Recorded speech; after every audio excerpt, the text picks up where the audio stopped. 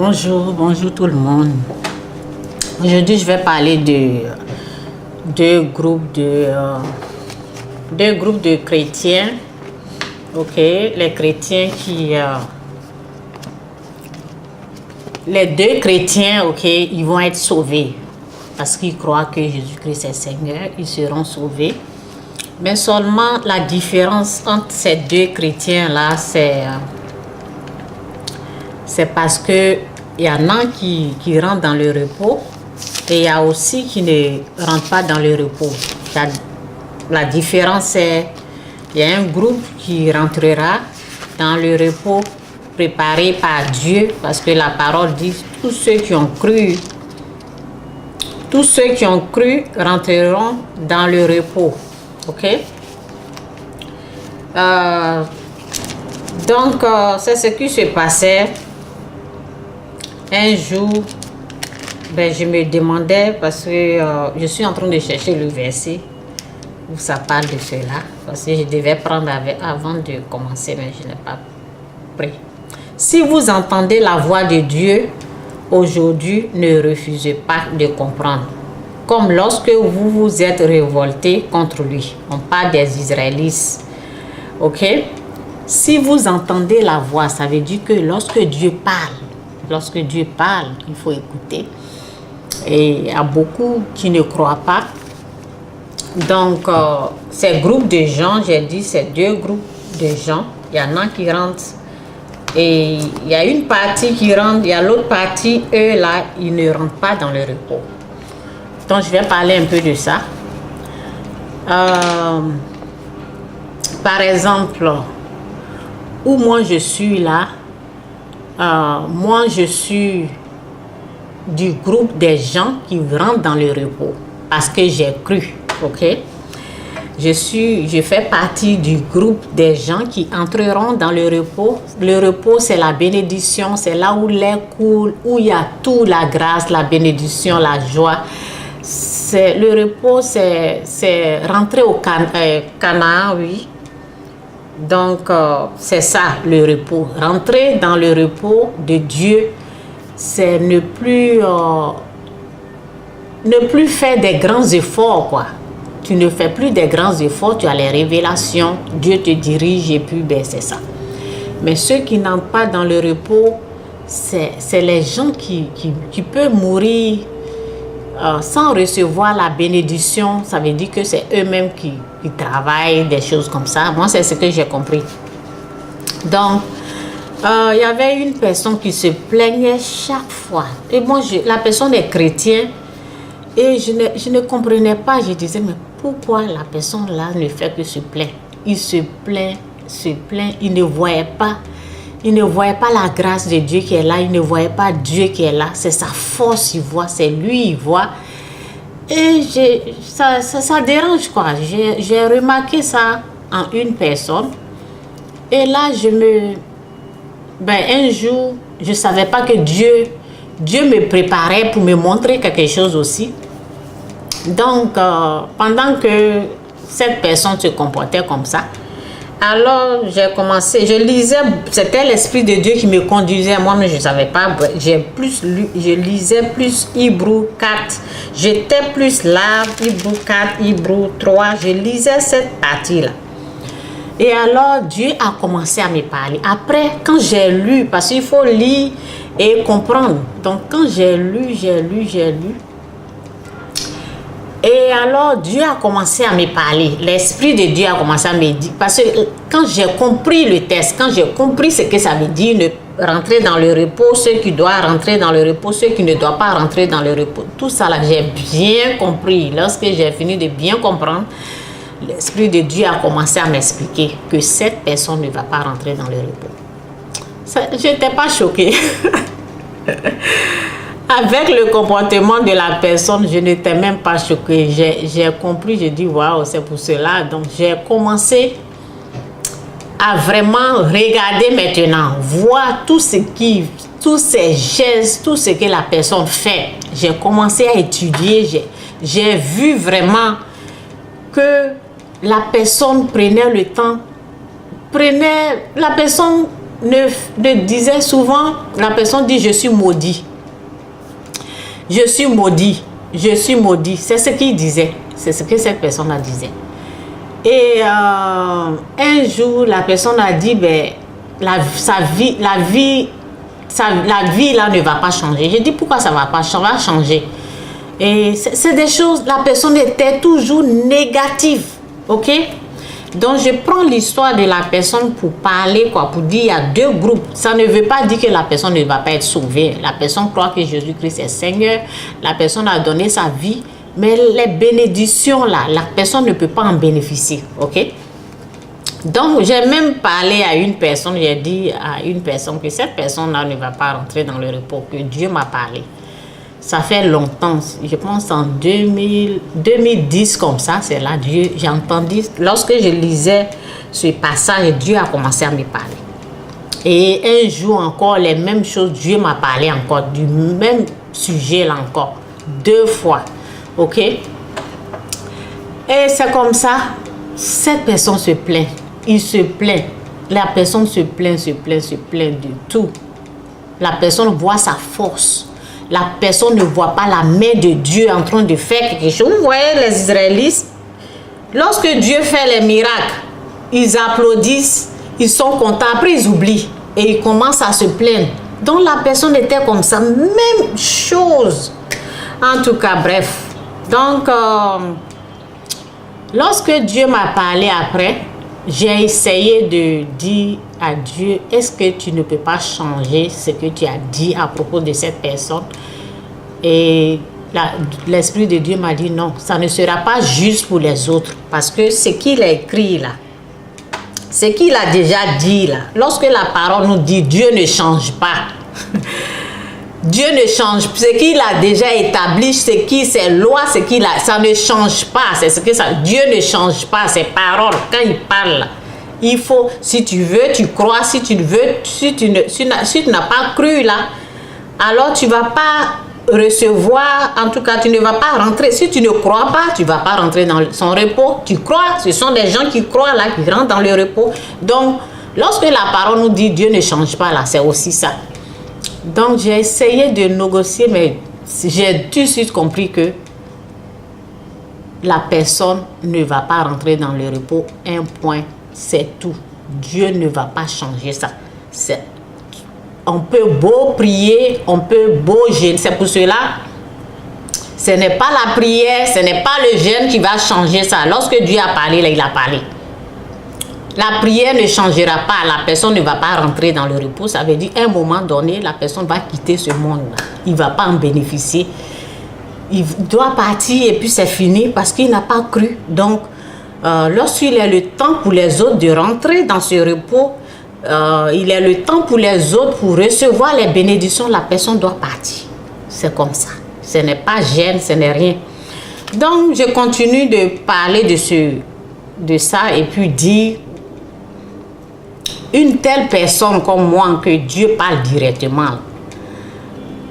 Souvent, lorsque je vous ai dit que Dieu m'a parlé clairement, il m'a dit que voilà, cette personne ne va pas rentrer dans le repos. Donc, une telle personne comme ça, là, souvent, quand je parle là, il y a des gens là, oh Seigneur, il y a des gens qui ne croient pas à ce que je dis. Mais c'est pas grave, ok? C'est pas grave. L'avenir va nous montrer. L'avenir va nous montrer qui je suis au fait. Et puis, ben, je ne suis pas là pour dire autre chose. Ce que je sais, c'est que Dieu souvent me parle directement. Et Dieu m'a parlé de l'avenir de cette personne. Ok? On va repartir dans autre message. Ce que je voulais compléter, je veux dire aussi que je vais parler un peu de ce qui se passe dans ce monde-là, ce qui est en train de se passer actuellement. Et Dieu dit, on voit ce qui est en train de se passer. Je parle de l'eau qui est en train de... En tout cas, ce qui se passe dans ce monde. La parole nous dit, ne vous accrochez pas aux biens terrestres. Ok, donc c'est pour cela souvent, moi quand je vois ce qui se passe aux États-Unis, l'ouragan, des choses comme ça. En tout cas, moi, chez moi, ça me rappelle de ne pas s'accrocher aux biens terrestres, voitures, pétrole, des choses comme ça. Il ne faut pas s'accrocher à ça parce que c'est une façon de nous montrer qu'il ne faut pas s'accrocher aux biens terrestres. J'ai écouté, je suis les news, je suis les nouvelles. J'ai écouté une dame qui disait ça fait 60 ans qu'elle est née, elle n'a jamais vu ce qui est en train de se passer.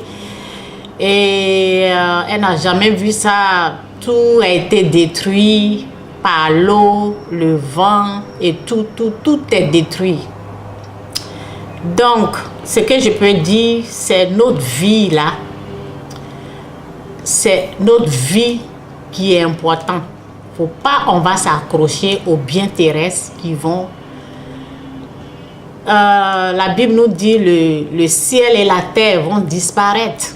Donc, pour cela, moi Chantal, je ne m'accroche pas aux biens terrestres. Il ne faut pas s'accrocher parce que lorsque tout est détruit comme ça, c'est une façon de nous montrer que ne t'accroche pas aux biens terrestres.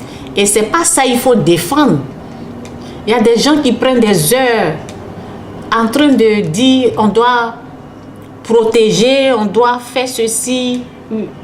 Les choses là, lorsque le blanc, lorsque les gens, ils se sont assis, ils ont fait leur plan pour dire que le pétrole doit quitter, je ne sais où là, le pétrole doit venir dans leur nez là. En tout cas, il ne faut pas t'occuper de ça.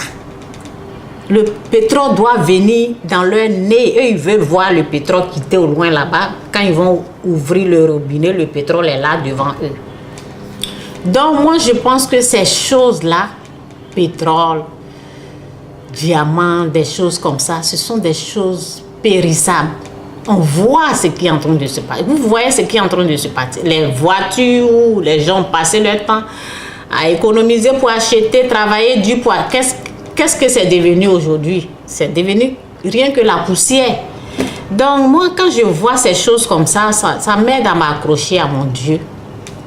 Le seul Dieu, le seul unique vrai Dieu, c'est le Seigneur Jésus-Christ. C'est lui qui est Dieu, ok? Tout ce qui est dans la Bible, c'est ce qui est en train de se passer.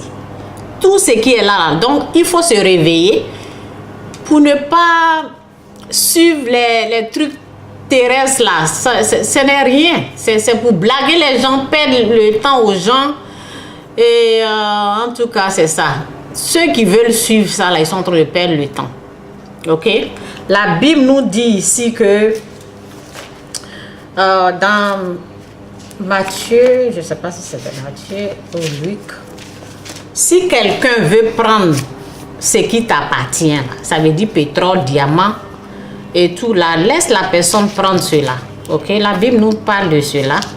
Si quelqu'un veut prendre ce qui t'appartient, là, ce qui t'appartient, c'est quoi? Ce qui t'appartient, c'est de l'or, le pétrole, le diamant et tout. La Bible nous dit de laisser. Je suis en train de chercher le verset là. Ben, je peux parler parce que de laisser la personne prendre ta chemise. Si quelqu'un te demande quelque chose, donne. Ne te bats pas. C'est ta vie qui est importante. Parce que eux, ce qu'ils voient, c'est ce qui est là, c'est pétrole, diamant, des choses comme ça, les choses du monde là. Si quelqu'un demande, si quelqu'un veut prendre ton manteau, laisse cette personne-là prendre ta chemise, ou si quelqu'un veut prendre ta chemise, laisse la personne prendre ton manteau. Comme je n'ai pas vraiment le verset en face là, donc ça peut être chemise ou bien manteau.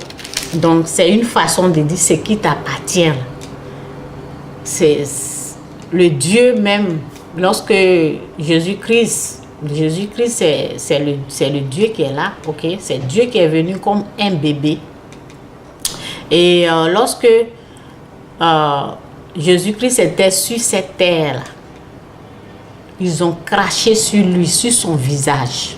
Donc, ce n'est pas toi, l'être humain, là, qui ne vont rien te faire. Lorsque tu veux défendre, tu veux prendre ces choses-là et puis tu veux te battre, on peut te tuer. Dieu lui-même te dit, si les gens veulent creuser, je ne sais quoi là, le pétrole jusqu'à, doit venir dans leur nez là. Dieu te dit de laisser faire. De laisser faire. Laisse faire. C'est lui qui va régler ce problème. Toi, tu sauves ta peau en les laissant faire. Ta parole te dit, si quelqu'un veut te prendre ta chemise ou ton manteau, laisse la personne prendre. Il faut même l'aider même à prendre. Ok? En tout cas, moi, j'ai trop compris ce message-là. Donc, celui qui veut passer sa vie en train de défendre ces biens terrestres qui vont disparaître, qui ne sont que la poussière, là, tu vas perdre ta vie pour rien. C'est pour cela qu'il y a la guerre ici, tout le monde se déplace et puis on avance, ok? Cherche plutôt les choses célestes, les choses de Dieu. Dieu dit que lui, là, c'est bien, mais pour lui, là, tu donnes et lui, il va te donner. Dieu a pour lui. Mais il dit, donne et Dieu te donnera. Donc, Dieu ne donne pas pour lui à la manière du monde. Dieu, lui, il te donne pour lui différentes façons. Ok? Donc, je ne sais pas si quelqu'un est en train de frapper ma porte là. Je vais aller vérifier. Ok, c'est un peu ça là. Donc, ne passez pas votre temps en train de dire vous allez défendre protéger des choses là, les trucs terrestres là. Ce n'est rien que la poussière. On est en train de voir les voitures qui se sont envolées, qui sont gâtées, les maisons qui sont complètement ruinées. Il ne faut pas perdre votre temps en train de dire c'est des biens là qu'on doit se battre pour les choses terrestres, de l'or, des diamants. Ne perdez pas votre temps. Ok? Moi, c'est ce que je vois lorsque je prends la parole. Et encore, le plus pire est que Dieu dit dans sa parole aussi, lisez la Bible. Lisez la Bible, vous allez voir. Je pense que j'ai fermé encore cette partie-là. Lisez la Bible. La parole dit que ceux qui n'ont pas reconnu Jésus-Christ, ceux qui n'ont pas reconnu le vrai Dieu, là, ben, lorsque tu n'adores pas, tu ne l'as pas reconnu, tu l'as, en tout cas, tu es en train d'adorer d'autres dieux. Il y a quelqu'un d'autre qui va quitter là-bas. Il n'est pas chez toi, il quitte. Il peut, n'importe qui, Dieu peut prendre n'importe quelle personne pour venir te gouverner, pour venir prendre tes richesses. C'est la parole qui dit ça. Pour venir prendre tes richesses. Ok? Et puis si tu n'as pas compris que c'est le péché qui est en train de produire ça, et si tu veux te battre, en tout cas, tes fautes là, ça va se multiplier à 7 fois. Je pense 7 fois comme ça. Parce que j'avais mis la parole là, ici, là, mais je ne sais pas où c'est parti encore. Je ne vais pas encore les chercher. En tout cas, c'est comme ça, Lévitique, ok? C'est, je pense, 27 comme ça. Ok, si vous voulez savoir plus là, allez dans Lévitique 26, commencez sur malédiction, verset 14. Il faut lire toute la page là. Vous allez comprendre ce que Dieu dit. C'est à cause des péchés de leurs ancêtres. Ou bien les péchés.